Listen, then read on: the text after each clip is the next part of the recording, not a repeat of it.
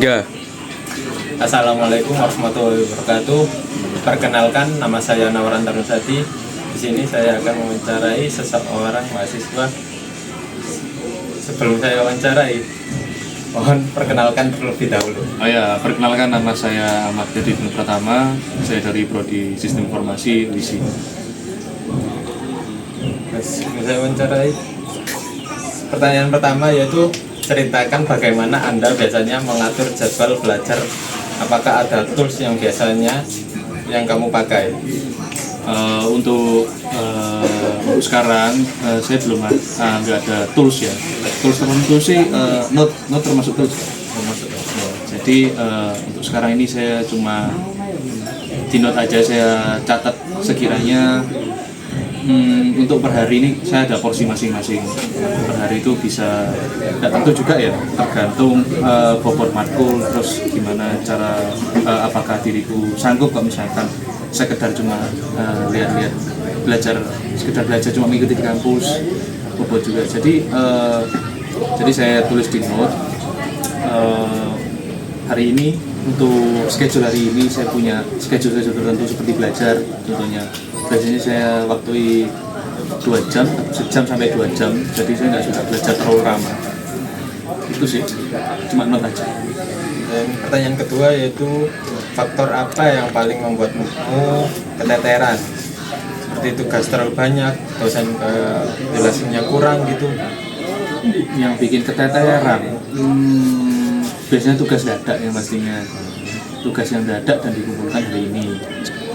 Dan tergantung porsi tugasnya sih. Misalkan disuruh bikin laporan atau makalah dalam waktu saat itu kan cukup nguras tenaga. Kita juga perlu searching, kita juga perlu cari-cari sumber-sumber yang bisa kita gunakan dalam makalah tersebut. Jadi itu cukup makan waktu bagi saya, sehingga untuk pembagian waktu untuk belajar mata kuliah lain yang sekiranya saya kurang paham itu agak terundur karena ada prioritas lebih ya tugas itu. Pertanyaannya selanjutnya yaitu kalau ada aplikasi untuk memantau progres belajar, fitur apa yang paling kamu butuhkan untuk mengatasi masalahmu sekarang? Oh ya, jelas fitur pengingat. Bisa aja kayak alarm, mungkin nggak sekedar notifikasi ya. Jadi di aplikasi itu kita bisa nulis schedule kita apa, dan di situ itu bakal muncul notifikasi atau maupun nada dering, sehingga kita nggak lupa gitu. Kalau misalkan notifikasi aja itu rawan nggak terbaca. Atau biasanya notifikasi anak-anak zaman sekarang, anak-anak muda seumuran kita zaman sekarang itu kan notif itu pasti banyak ya, jadi rawan tenggelam gitu. Jadi fitur tersebut itu sangat dibutuhkan, perlu lah.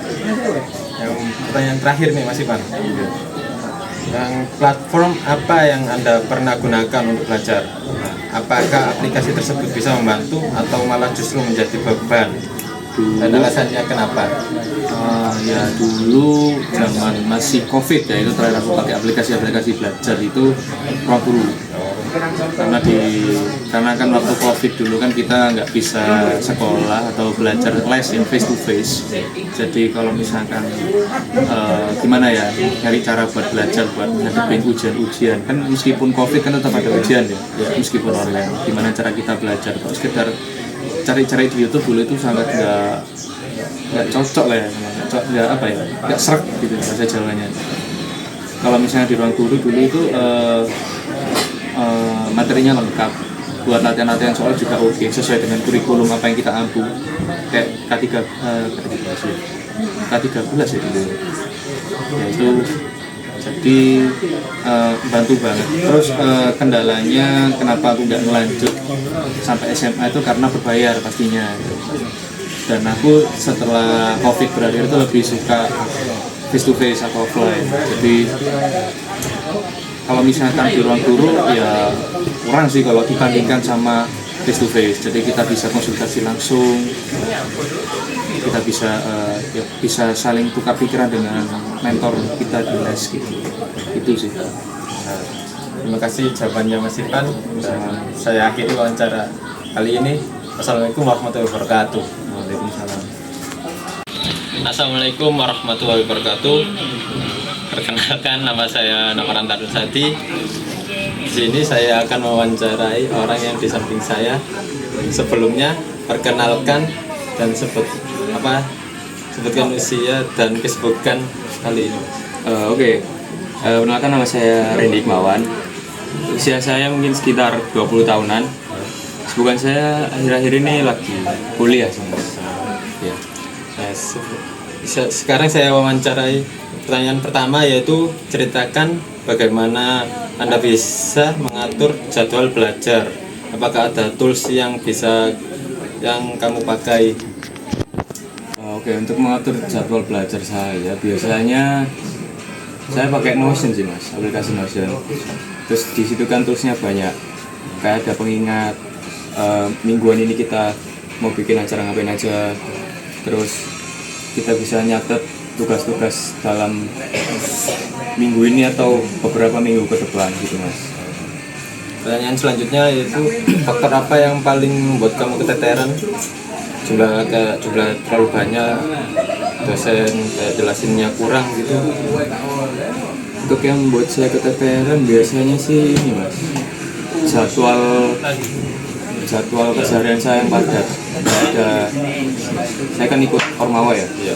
Nah itu biasanya tabrakan dengan kegiatan tugas saya, terus deadline tugas yang mepet, gitu-gitu, Mas.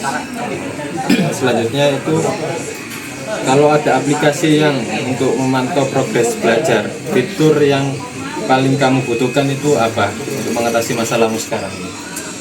Fitur ya, mungkin fitur pengingat sih, Mas. Karena saya biasanya kalau pakai Notion itu dari laptop gak ada kayak pengingatnya, Notifikasi. ya notifikasi. Yang terakhir nih, platform apa yang saja yang Anda pernah gunakan untuk belajar? Nah, apakah aplikasi tersebut bisa membantu atau malah justru menjadi beban? Dan alasannya itu kenapa? Oke, sejauh ini platform yang biasa saya gunakan banyak sih, cuma lebih spesifik kayak Gradian, itu kan dia basisnya website. Nah, kalau pakai Gradian itu enak sih sebenarnya, cuman karena mungkin harganya terlalu mahal, itu akhirnya nggak saya gunakan lagi. Itu sih. Mungkin kalau ada aplikasi pembelajaran secara course gratis gitu, saya tertarik.